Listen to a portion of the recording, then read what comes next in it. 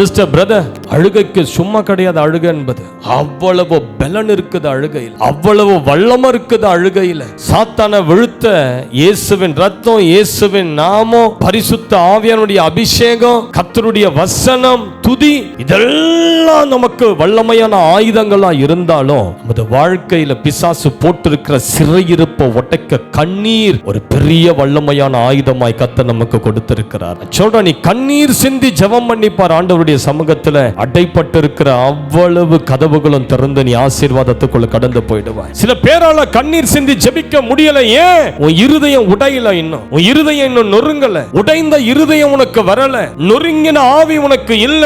ஆண்டவர்கிட்ட கேளுங்க, என்ன உடைங்கன்னு சொல்லி கேளுங்க, என்ன நொறுக்குங்கன்னு கேளுங்க. ஆண்டவரே, ஏன் என்னால ஜெபத்துல அழுது புலம்ப முடியல?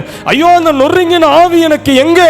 ஆண்டவர்கிட்ட கேட்டு பாருங்க, ஆண்டவர் உங்களுக்கு அந்த நொறுங்கின ஆவியை தருவார்.